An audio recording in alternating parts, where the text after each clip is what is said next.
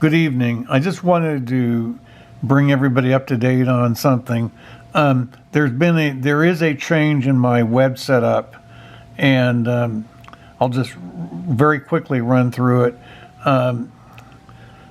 The old Do Ask Do Tell site is going to go away at the end of February, and it will eventually be replaced by this one, a new one that is a business site, and that most of the contents that were on the Do Ask Do Tell site, which I've had since 1999, and which had actually come from another site earlier called High Productivity Publishing, back when I first wrote my first book.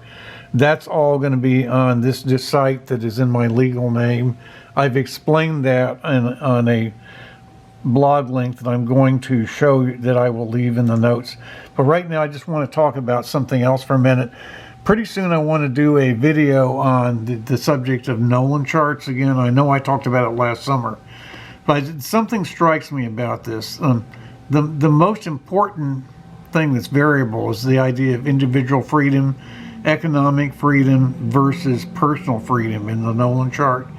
And to me, personal freedom really means personal agency which comes from the individual person themselves, or him or herself. Sorry for the pronouns, but anyway, and not from a collective group. Now, a group of people, like even even with intersectionality or something, can have collective agency, which just like social animals do, for example. But that dilutes personal agency. Now, this again has two parts. The personal part of it, which is typically related to private intimacy, marriage, contraception, then sexual orientation, having intimacy with consenting adults in private, and then that's become a lot more public with the internet, and then maybe even gender identity, even though that gets to be a very tricky topic. And then economic liberty, which is related to using capital that you might have inherited too, might be generational, to leverage other people's labor. And of course, that's, to some people, is morally dicey. It's what generates the debate over Marxism and communism. That economic freedom includes freedom of speech as we know it, particularly public broadcast speech, which breaks down into asymmetric effects, where a person's speech sometimes stands out and carries a lot of power and weight with it and has an effect on society, even though the person wasn't elected to do so. And that's the case with me, and that's largely because of search engines. A couple of times I've been pretty effective. And then algorithms through social media, the more modern social media sites.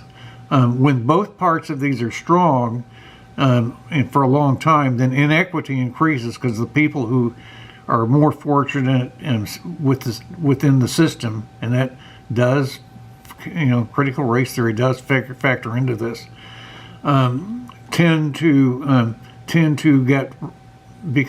do better, and it tends to be harder for other people to catch up.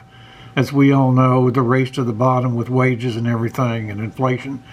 Now, when government regulation is low, people tend to organize into, I would say, algorithmic speech mobs, like on Twitter and social media. And private companies tend to apply censorship and to the speech, or even restrict who they will do business with, as we found out with some banks and some people a couple of years ago. Then people are driven back into working in groups and away from using their own individual agency. Now, there's kind of an irony. Using asymmetry in speech is a little more valid morally when you have your own skin in the game. That's Taleb's idea. And you have others who have less agency depending on you. The best way to do this and keep your own personal identity and agency is to have children in the traditional family unit and raise them and have them be the primary people who depend on you. But that's not possible for all of us. We have other things like same-sex marriage and so forth. But that's my thought for right now.